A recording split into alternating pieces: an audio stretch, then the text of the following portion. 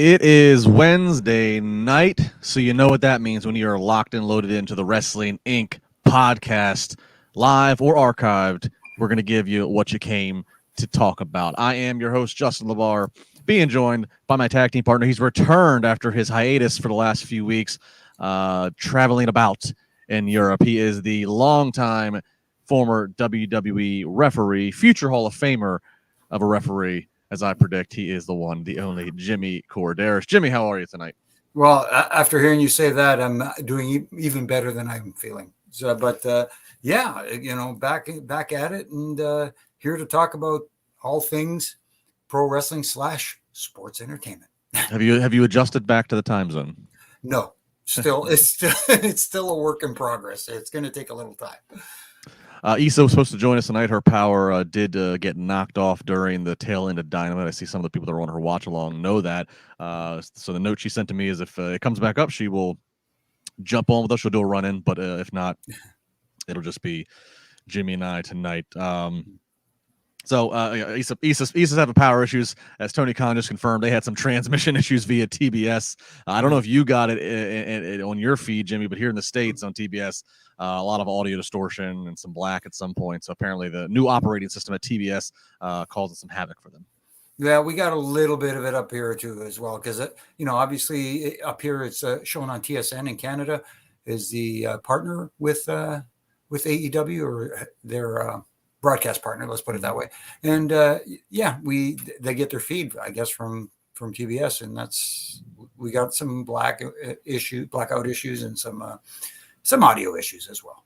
Well, and then until Tony Khan just tweeted a minute ago, then the way we ended the final seconds of Dynamite, I thought maybe this was all connected. It was all one big work that somebody is hacking the backstage, hacking the truck. So maybe they could have rode with it. We'll of course get to that once we get to that point of the show. But first, before we get into Dynamite, of course, big thanks to everybody who's live in the chat. That's one of the great things about enjoying this podcast live, is you can be in the chat. It's kind of its own little community.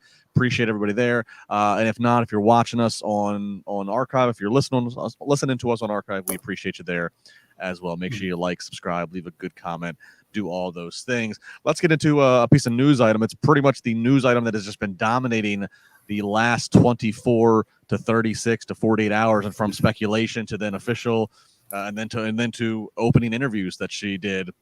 That, of course, is Jade Cargill has signed a multi-year contract with WWE. She had an interview with ESPN, and she acknowledges that Cody Rhodes is one of the top 2 reasons she has signed with WWE. She said top 3 reasons, and Cody Rhodes was top 2. Cody is a phenomenal wrestler. He's a phenomenal father. He's very honest, even when he has had to get brutal with it. I respect Cody. I respect him trusting the system. And when I first came into AEW, he was one of the few people that sat me down and was honest with me about this entire industry, and I appreciated that. So one thing I'm not going to do is let him down. I'm going to come in here and do the work and show him why I'm a great pick. And of course, she acknowledged Cody was instrumental in getting her into AEW back in 2020. So, Jimmy, when Cody came over to WWE a year and a half ago, I know the one level of conversation I know that you and I had at one point was, depending on how he is treated, how he's booked, how everything goes off, that could be something interesting to watch. Of, are people in AEW watching that? Do they think, oh, could this be me? Is this opportunity there for me?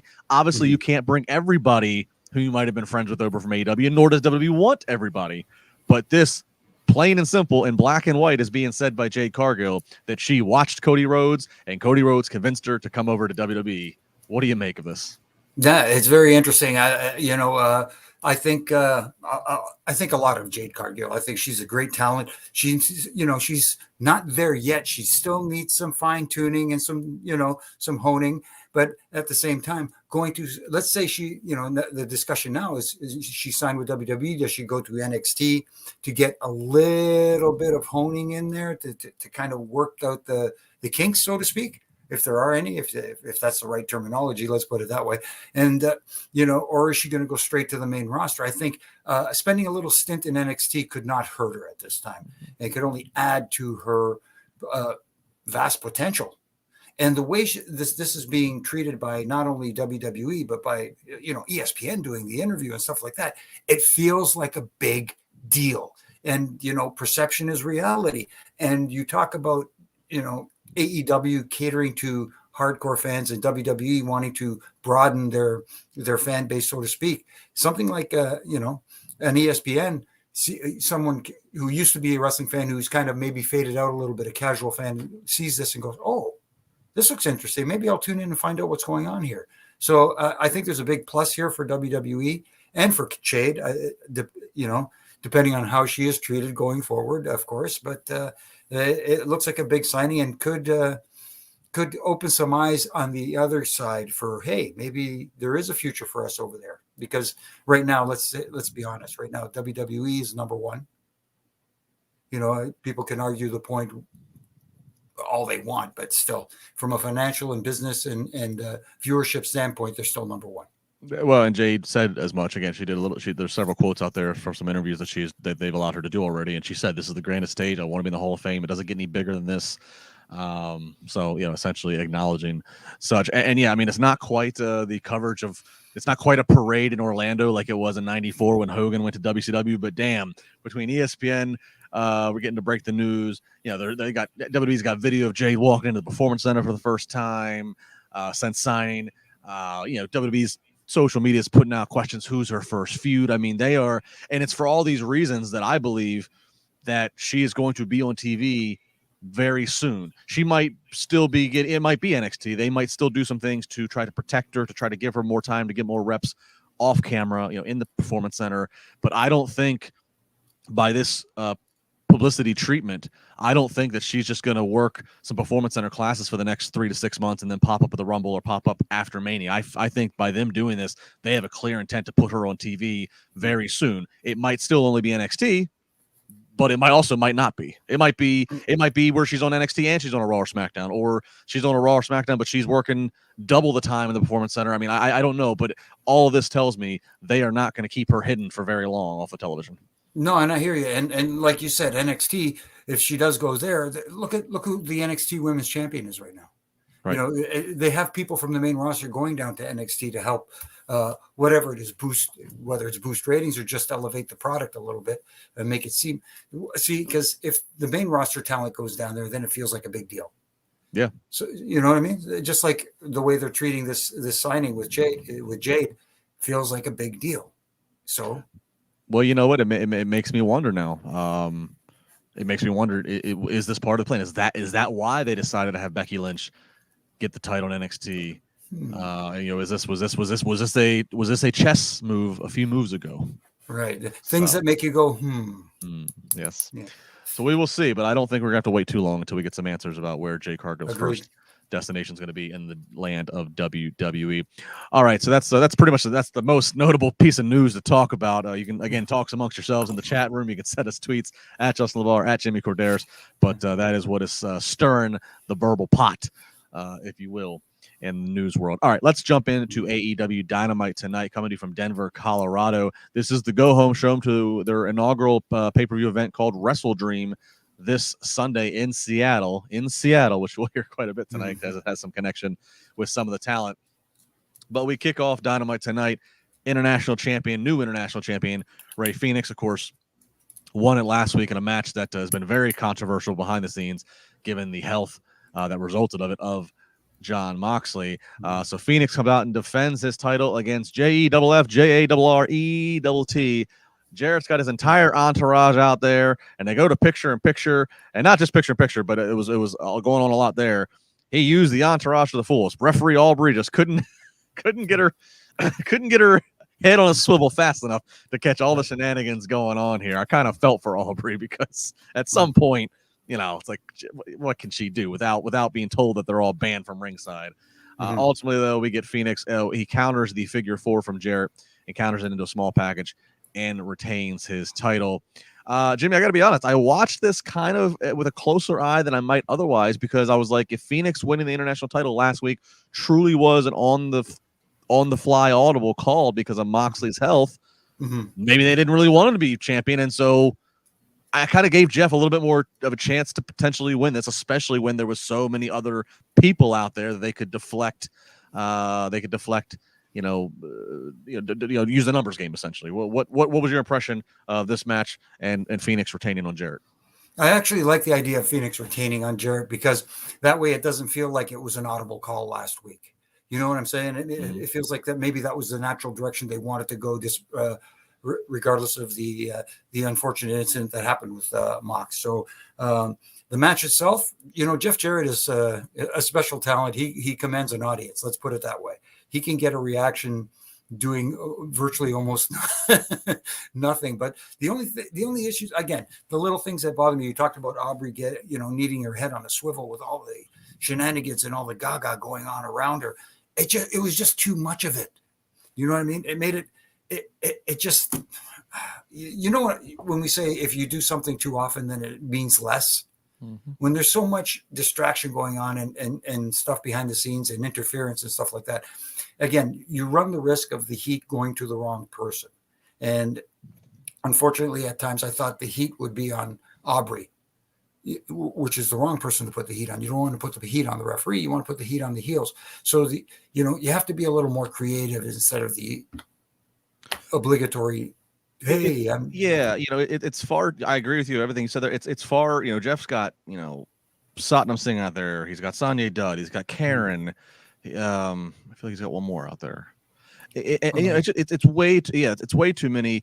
And then then Phoenix has he's got his corner man. He's got Alex and Alex can't. I don't know. It doesn't. Yeah, you're right. It just nothing. It doesn't feel. It takes away from the match. It takes. Mm-hmm. It's distracting to a point. But nonetheless, Phoenix does retain this. Aubrey was the referee, and not to jump too far ahead, I believe this was a very heavy skit and promo episode of Dynamite. Mm-hmm. That was the first of only 4 matches. Right.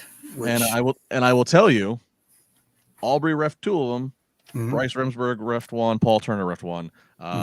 Referee and controversial question from last week, Rick Knox not to be seen tonight. So right. I think that I mean, I agree with it because I feel like, that you need to send, if not, it's not really, you don't need to send a message so much to the fans, but internally, I think you need to send a message of, hey, that wasn't the best job of your job and make an example. Exactly. And again, I don't want to rank on my brothers and sisters in stripes, but at the same time, you have to call them out when you call them out. And I was away last week, so didn't see it live. But when I saw the video of it, I said to myself, my goodness, if he is suspended for a short period of time, he's lucky. Because if this was the other place and that happened, good luck. Wish you well in your future endeavors. Let's put it. Yeah, I mean, I haven't got to talk to you about it obviously because you have been gone, but I noted this last Wednesday, and I think it's since been said that what I thought was right, or at least on the sense of a lot of people were focusing on Moxley and the pile drivers he took, and I was like, no, he was hurt way before that. Before the match, before the bell rang, and Phoenix dove off that stage, off that ramp. Right. He hit Moxley, and Moxley when he took the back bump, his head bounced off the floor, and Phoenix even rushed over to check on him, like very aggressively, like in a panic almost, and the camera caught it all. And I was like, oh, I think Moxley's hurt. And then Moxley got in the ring, and he was a little weebly wobbly, and commentary kind of even noted it. And through all this time, I never see the referee Rick Knox check on him at all. I see Phoenix check. I see his opponent check on him. I don't even see Rick Knox come out.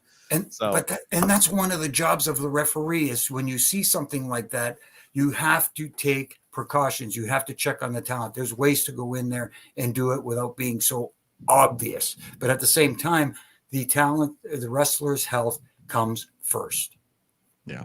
Even if they, because a lot of times you'll get wrestlers who want to fight through it. But at the same time, for their own good, sometimes you just got to say, you know what? And especially from the video I saw, man, you know what? That should have been called. Yeah.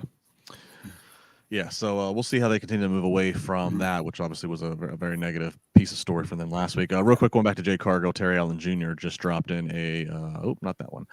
Terry Allen Jr. just dropped in a super chat and says Jade can attract more black audiences. Terry, I think Jade can attract more audience in general, just if marketed correctly. Black, white, anybody. I think she, again, you look at her and I mean, obviously she's got just a super athletic build. She's very tall for a female. So, I mean, she, amongst any of the other tallest females WWE has, Nia Jax, Charlotte, I mean, she's going to be able to stand eye to eye with them. Right. Incredible physique. She has some crossover appeal. I know she's done some bodybuilding and stuff. And her husband's a professional athlete. So I think she could just draw, there's a lot of different potential audiences and markets that she could draw into. So, which I think is why that one of the reasons that they're attracted to her. She's a super athlete, and that's the main thing. And like you said, it doesn't matter. I think she could attract an overall audience big time. And again, it's how she is portrayed and how right so far they're doing it right, in my opinion, by making her feel like a huge signing. Yeah, absolutely. I'm going to save the vignette that we got on the boat with MJF and Adam Cole. I'm going to save it a little bit later until we get until we do the entire MJF Adam Cole block of things here. So we'll put that aside for just a moment. And let's jump into what was after that, which was Don Callis, Takeshita, and Sammy Guevara. Don Callis showing video of how he and Takeshita went to Dojo to beat up Kota Ibushi, who, of course, is going to be one of their three opponents in this 3-on-3 match coming up this Sunday, Wrestle Dream. Ibushi, of course, teaming up with Kenny Omega and Chris Jericho. A very unlikely trio, babyface trio, but one that certainly has got the AEW's audience attention because it is a first time ever of them up together against the Don Callis family of Takeshita, Sammy Guevara, and Will Ospreay. Jimmy, look, Don Callis is getting heat. Sammy Guevara is getting heat. So I'm actually this one's quietly kind of sneaking into Sunday for me, as there's a lot of story here. There's obviously Kenny's got story with Don, Jericho's got story with Don. Like there's a lot going on here. So but I think the heat and everything is placed in the right positions. No, I agree with that, and it also story makes it interesting. Is Jericho, is this a babyface turn for Jericho? Which I don't know if it will be a complete babyface turn, but I hate using this term because it's used so much on the other show. Can he coexist with his two partners? You know what I mean? So that's another part of the story because can he hang with Kenny and that? But it is quietly becoming one of the more interesting matches to pay attention to this Sunday. Yeah, because there's a lot of different directions they could go. As you said, Jericho is at a face turn. Don Callis. AEW does seem to always like to have one very strong, dominant heel. Like right now, Callis is that role at this point. But I think back in the past where they had, oh God, his name's the MMA guy, the Dan. Oh my goodness, his last name's escaping me. But he for a while opposite of Cody at times. I mean, for a while he was the heat magnet on the mic each week. So they seem to like to have it, and I'm all for it as a heel myself. So I'm looking forward to this. I think there's a lot of creative directions they could go coming out of it. Pending people's availabilities and what the situations are there. Absolutely. All right, we get a rare Nick Jackson from the Young Bucks. We're actually going to get both Young Bucks in singles action, but first off, we get Nick Jackson, only his fourth singles match in his AEW career. He's going up in a triple threat here against Brian Cage and against Claudio Castagnoli. And we're going to see Nick Jackson, eventually he's going to get the pin on Cage. It basically picks up the scraps that Claudio from the work that Claudio did. But Nick Jackson gets the win, and so he is going to be the next challenger for Rey Fénix's International Championship. What do you make? AEW has such a deep roster, Jimmy. Are you surprised that they would put the Bucks in singles matches and go that route when, again, you're not short of any talent? Why break up one of your signature tag teams and have them go in a singles route? Yeah, I know. I exactly. I was thinking the same thing. It's almost. I don't want to say word for word, but we're on the same wavelength here. You have a tag team like that, and yes, you want to see them in individual matches, one-on-one matches. But this was a three-way match. And what was this three? What was the ramifications of this match? The winner gets what? The International Championship title match against Phoenix. Right, and aren't the Bucks challenging for something else as well? I don't know. It just they're part of a four-way tag team match at the pay-per-view, are they not? I believe, yeah, correct. Yeah, and when is this match with Phoenix? That's next Wednesday, I believe. Yeah, so I don't know. It's a lot to digest. I don't think it was needed. for him. I think it would have been better suited for someone else. It was a 3-way. You didn't have to pin Nick Jackson in this thing, but it would have been better off. I think it did a little more damage for someone like Brian Cage, despite the fact that Claudio is the one who did the damage, and Nick kind of snuck the win in there, so to speak. But you could have gone with either Claudio or Brian Cage that would pose, in my opinion, a more bigger threat.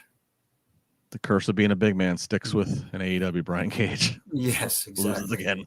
Uh-huh. Loses again. Getting Wardlow. Sorry. No. We get a vignette for the Righteous. Now, we've seen them, of course, before. If you watched ROH and with AEW programming, the ROH attachment. I watched it, and of course they're showing this because they are the opponents to MJF and Adam Cole, or so we think here, coming up this Sunday. And I can't help, I thought to myself, I'm like, am I being too WWE reliant? And then I looked on social and I saw many of the same comments that there was different imagery, music, and even some quick sound bites that had a very Wyatt family-esque kind of feel. Don't know if that was a direction they were trying to go in, or if we all just still have, the late great Bray Wyatt on our minds.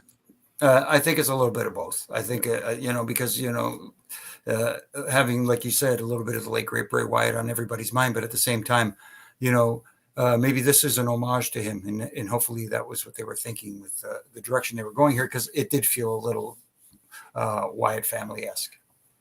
Well, so they are challenging for the Ring of Honor tag team titles this Sunday against Adam Cole and MJF. So let's go to that.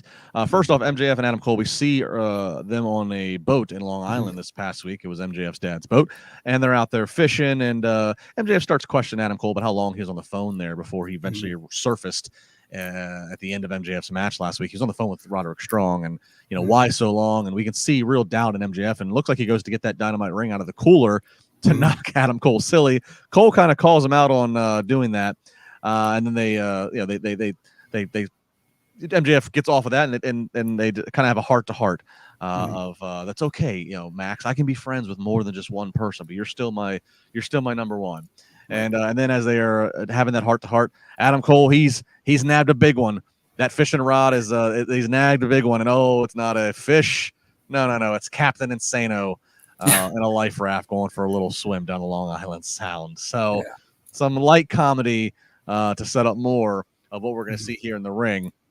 MJF and Adam Cole in the ring. Adam Cole on crutches, having to sit in the chair, can't even do his signature entrance standing up with MJF.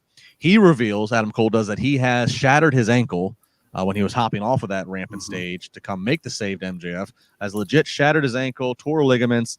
And so he says that it's going to be time for them to vacate the tag titles. MJF does not agree with that. He says that he's going to go ahead and challenge the Righteous in a handicap match. And then the last we see of Adam Cole is Roderick Strong comes out saying he has an emergency and he needs Adam Cole, and Adam Cole goes to tend to whatever emergency is there. Let's stop there before we do anything else, because there's more to come. Right. If this injury is legit, which I guess there's always a question of, is it, because it's pro wrestling. Right. They could have saw an opportunity here of, looked like Adam hurt himself, but it wasn't as bad. But let's say it's worse than what it is. I suppose we could be getting a swerve of Adam Cole does show up Sunday. But then I'm looking at social, and I thought I've seen some indie promotions, other people that had Adam Cole booked on some things. They're saying they're going to have to change plans or whatever. Right. And I just can't imagine that you would...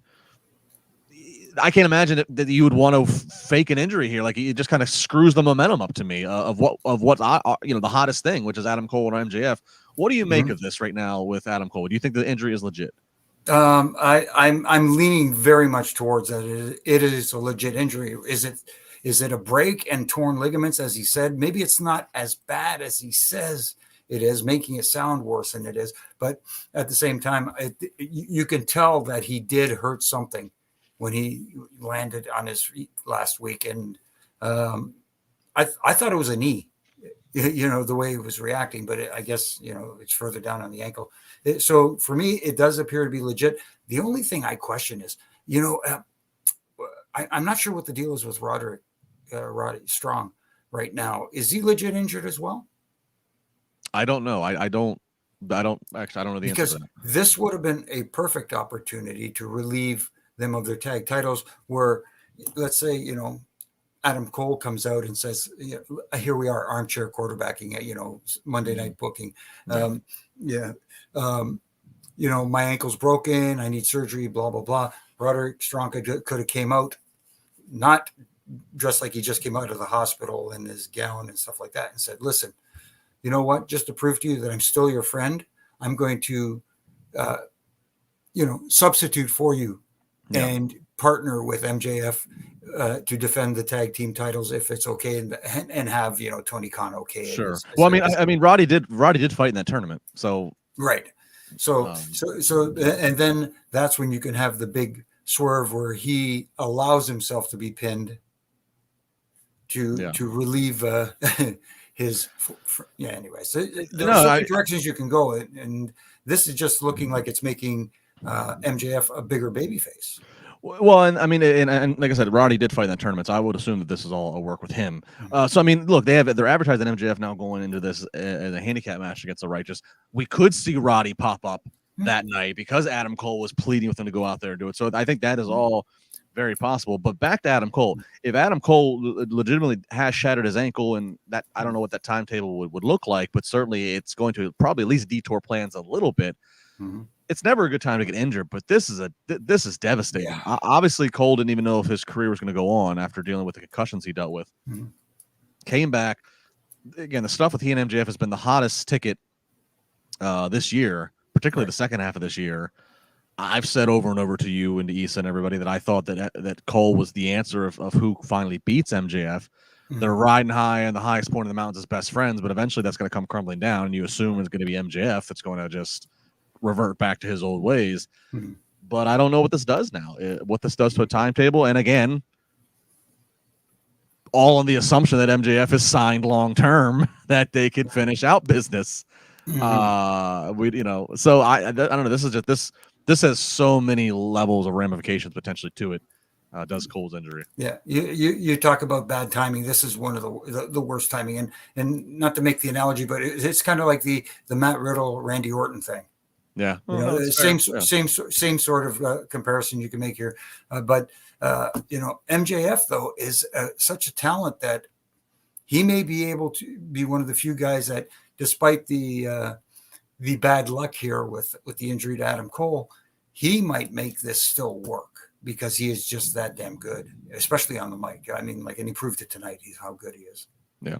Well, if Adam Cole is legit injured.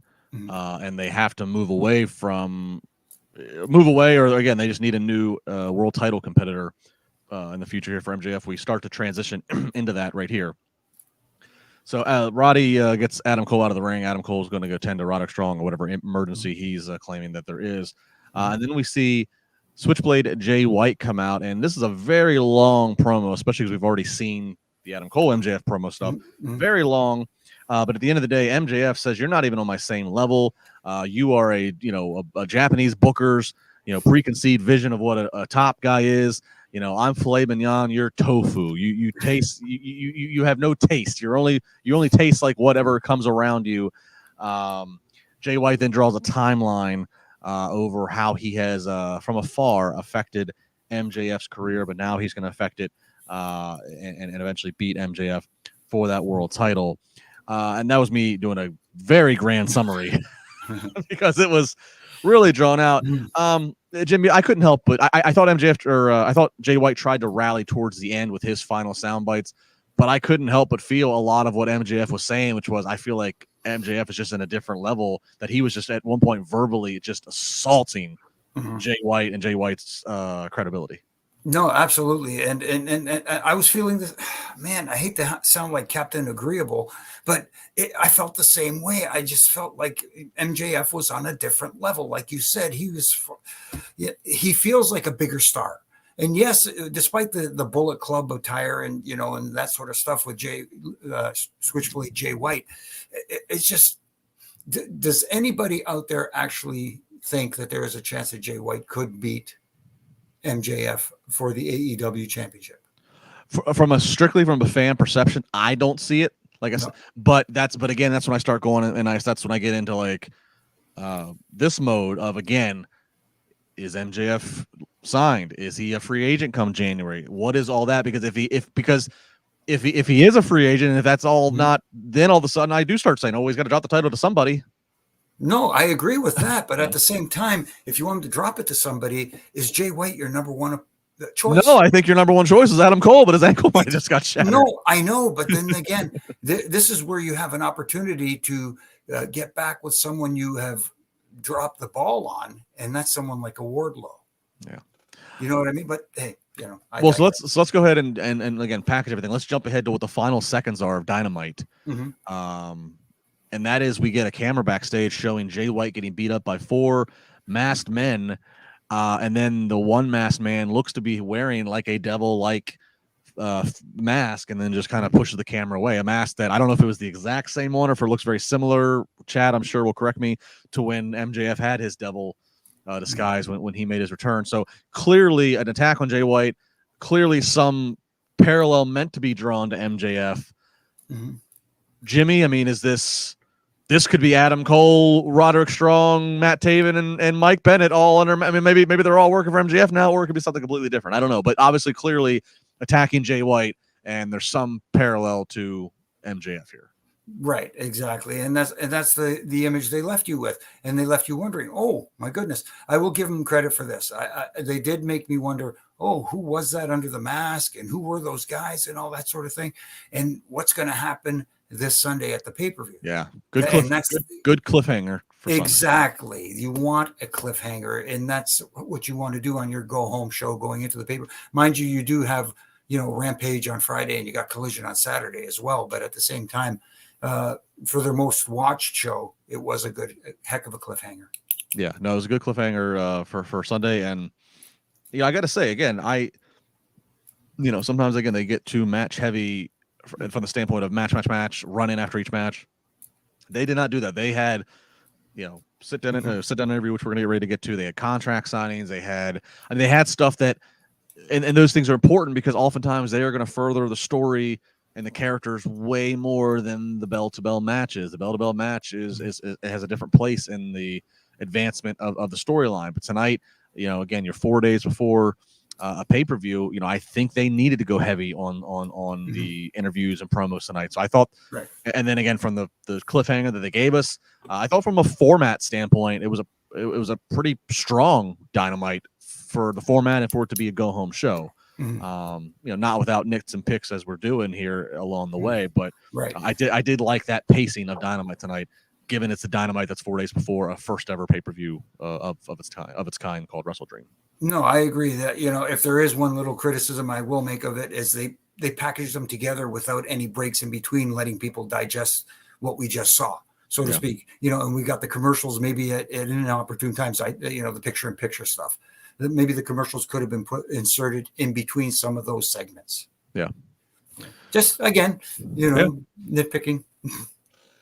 You can always format just a little bit better, I suppose, after you see it come off on TV. Exactly. So we get a Jim Ross sit-down interview with Christian and Darby Allin. Christian, who of course is holding that TNT title. Darby Allin, who of course is from Seattle. That's a key point that's gonna be made here. Christian says, you're not man enough. You're not on the champs level. Christian says, I wanted, he acknowledges how Darby uses his body and his skateboard and he's just a human wrecking ball. That's why Christian wants this match to be 2 out of 3 falls, because he wants to make Darby wrestle. Takes a lot of shots at Darby's uncle who's deceased, talking about Buddy Wayne who's deceased, telling Darby to bring his whole family, and then Darby just calling out Christian. That's all you know how to do is take personal shots at family or loved ones. Darby's convinced he cannot lose in Seattle. He's won there before. He won the TNT title there in the past there before. So putting the home field advantage on the shoulders of Darby Allin here in his match Sunday against Christian. Where are you at in terms of your level of interest for this feud, which has been going on now for quite some time? No, I am interested in this, and mainly because of Christian, who is, really making me want to see what happens here. And, you talk about old school mentality and booking with wrestling. When the babyface, practically like Darby Allin did tonight, guarantees a win. Mm-hmm. It usually happens because, baby faces don't, don't do that. And then there's the old adage of they never win in their hometown, kind of thing. So, but well, not in AEW. AEW they tend to really tout the hometown. No, yeah. See, that's a little bit different. So now, what's interesting here is he guaranteed winning, but did he guarantee that he would become champ once again? Well, the fact that it's out of 3 falls, he could win a fall, but still lose it, not win the title. Yeah. Right, exactly. So they're again, they have outs here, and if they play it right, this match, I think has the potential to be at least a contender for match of the night. Sure, absolutely, and obviously there was, Jim Ross said how there was, no physicality was going to go on there during that sit down. Right. I'll be really curious to see this. I mean, this Christian's so good at making things so personal. What comes out of this? Is this the end of this feud? Is this the blowout? What's the plan here? There's certainly intrigue for that. But again, I thought a good go home sell to have these two sit there in the back and forth that they gave us. Right. All right, we get a 4-way here. This is kind of a preview of a tag team match we're going to see Sunday. Orange Cassidy versus Austin Gunn versus Penta versus Matt Jackson. Again, all 4 of them and their respective tag team partners will be against each other this Sunday. The winner of that fatal 4-way tag team match will earn a AEW tag team title shot in the future. So that's what's at stake here.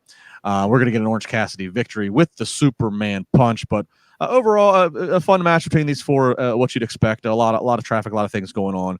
Cassidy gets the win. Not surprised there. I mean, he not surprised, I guess, as especially considering what we saw earlier with the fact that with the other Young Buck won. So no need to give both of them a victory here. But Jimmy, do you like? We see this with WWE a lot too. They'll do this where they'll take one member of each team and have them in a 3-way or 4-way just to kind of preview what's coming up. How did this one sit with you? It started to catch me as the match progressed. Of course you can nitpick and little things, but at the same time, it ended up becoming a fun match to watch. And little surprised at the ending there that Matt was the one who got pinned. Yes. Which I found very interesting. But there's little things during the match that, when I talk about the little things that matter, when Matt did that roll up of OC, and then he took Austin and Penta and suplexed both guys and had OC in the pin position. I mean, I get a big guy doing that, but someone like Matt, I just thought it was a little much. But then again, I'm being nitpicky. No, but I mean that's almost like that's a spot that let Brian Cage do that in the triple threat match earlier. Yes. You know what I mean? Yeah. But other than that, I thought it for the most part, it was a fun match to watch. Yeah. No, that's a good. That is good. I remember the spot, and I remember them commenting how he's trying to, pin everybody in one fell swoop. But you're right, from a visual standpoint, that he's tied for the smallest guy out there. Right. So. Was what it was. Yeah, you're going to see more of the same of that in stereo when there is 4 more guys joining them this Sunday for that one. But all right, the best part about it is it was a toss up going into it. You didn't see anybody could have won, and you would have been okay with it. True. I think, anyways. True. Yeah, actually going into it, I thought, okay, well, we already saw Nick Jackson win. We already saw Penta's brother Phoenix defend successfully against Jeff. I thought Orange Cassidy, he's so overall. I kind of thought Austin Gunn was going to get one just to get one here.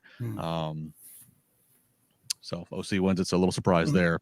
Right. All right, we get our women's match has been advertised. Julia Hart this Sunday is going up against Chris Statlander for the TBS title.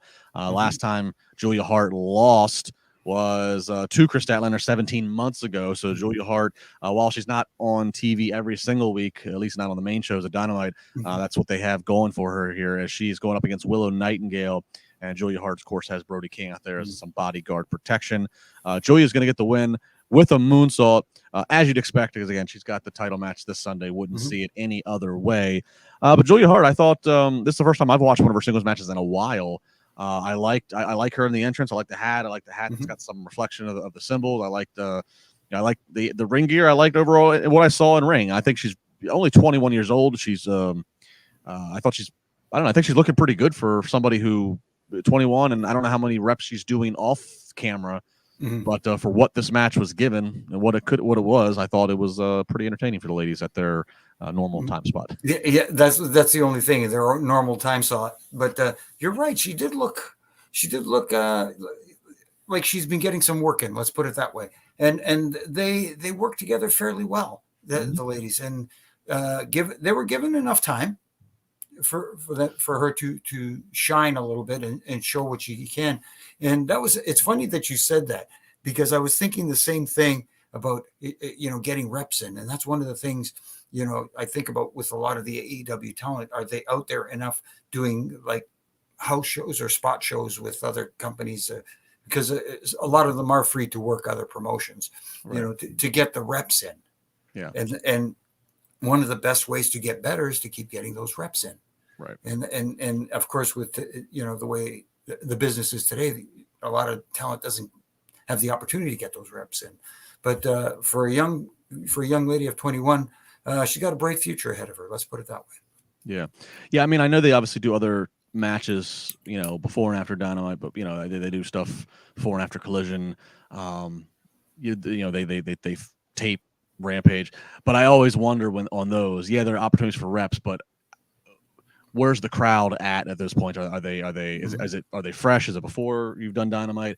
Is it after you've done Dynamite? After you've done Collision? Like, are they exhausted? Like, what do it's a little bit different than when you work in a different town every night doing a house show, which I know obviously that schedule, is brutal in its own right on the WWE side of things. So it's kind of like trying to find the balance. You have the WWE schedule that's very road heavy, but then you have the AEW schedule, which is let's do a whole lot of taping in front of one crowd, right, relatively speaking.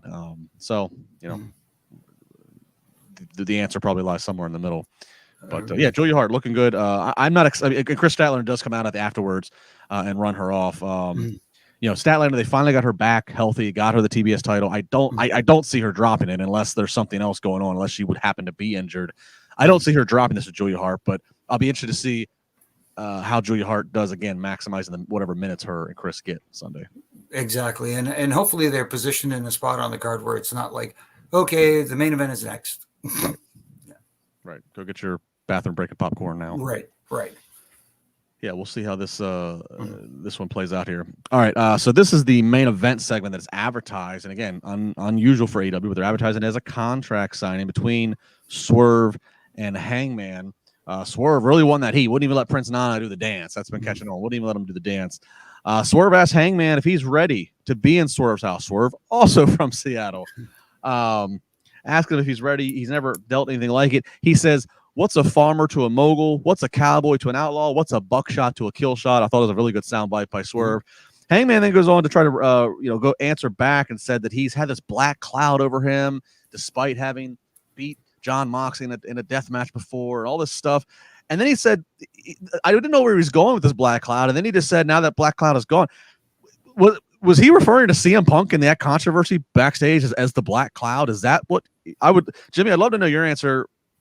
And chat, I'd love to hear yours, because the way he worded, like I thought he was going to segue to somewhere else, but the way he worded it, it kind of to me felt like he was alluding to the backstage controversy that's been surrounding the company for the past 18 months. Yeah, and that's the beauty of it. We don't know for sure, but those who are quote unquote in the know or read the sheets or whatever you want to call it, that are the diehard hardcore fans who follow this story along are probably thinking, boy, man, he was taking shots at CM Punk there.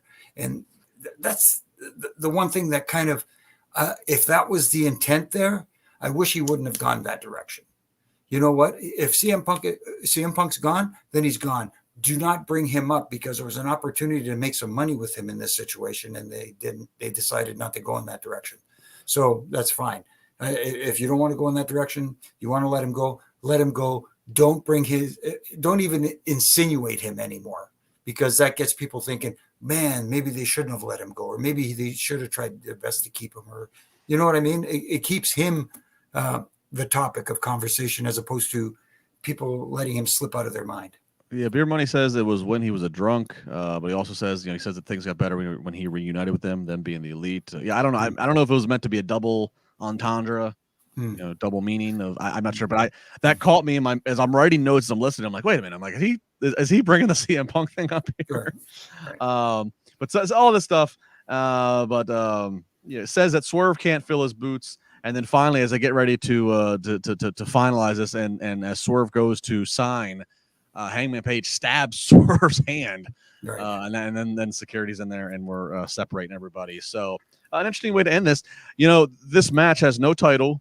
Mm-hmm. It's not even the feud hasn't even been going on for very long. It's only a couple weeks old of the promos here between the two, but yet this match actually has a certain gravitas to it, because I kind of feel like it's at a certain fork in the road. Like Hangman Page, for what he has done though in AEW, I still feel like he just hasn't quite.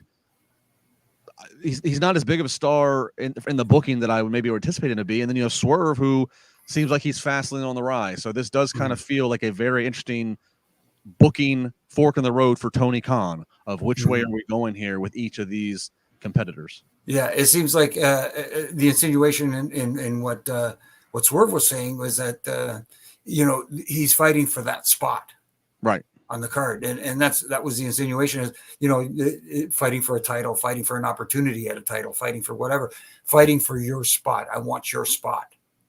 That you were handed. I had to fight for everything I had, and blah blah blah, and all that sort of stuff. So the when you talk about talking people in front of their TV sets or whatever the case may be, I thought they did a good job of that, in getting people interested in this matchup, because people were probably thinking, why is this contract signing, the last segment on the go home show for the pay-per-view? You know what I mean? Yeah. And they made it interesting. And the one line that the commentary team threw out there, I want to say it was Taz. It may have been someone else, but when he stabbed him with the pen on the paper, this contract's been signed in blood. Mm-hmm. Just added the little things that sometimes the commentary could do to add to the story. And, they made me interested. Yeah. I will say again, the same way I kind of felt with watching the MJF's Jay White promo, although I didn't think that I was going to feel as one-sided as I did. I knew I was going to feel one-sided listening to MJF the way he was talking and just verbally assaulting White. When I watched this, though, I think Swerve came off as the bigger star.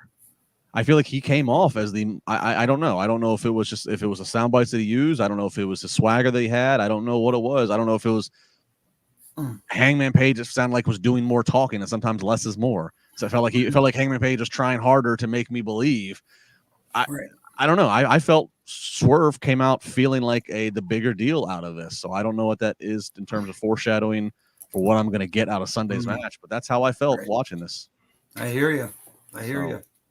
Stabbing and all. I mean, Hangman pulled out a weapon and stabbed him, and I still felt like Swerve felt like the bigger star.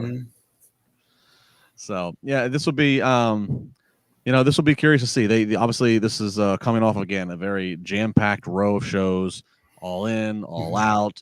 The Grand Slam show. It wasn't a tremendous house from what I could tell and what I've read tonight in terms of attendance wise. They've had success in Seattle before. Obviously, they have some hometown connections. So, truly is something to watch here as a show. And the show does, of course, have some New Japan crossover. Forbidden Door is the best reference we have to that. Again, not a mass casual appeal with doing these kind of shows. So, again, watching the numbers this weekend and then into next week. Very curious to see what AEW has in store, and then especially if they're dealing with some real life pivots. If Adam Cole is in fact injured, what's going on there? Who are the masked men that attacked Jay White? So, lots of questions in the air. Will they hit it out the park? Will they bunt, or will they swing and a miss? That'll be the thing to watch for.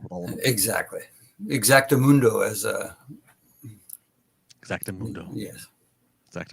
Yeah, and Aubrey was at. Like I said, Aubrey was the ref for the Julia Hart match, and Bryce once again for that for the second to last. So referees not needed too much. Not only 3 different referees. So again, as we watch to see when Rick Knox resurfaces on TV, to watch that whole thing play out.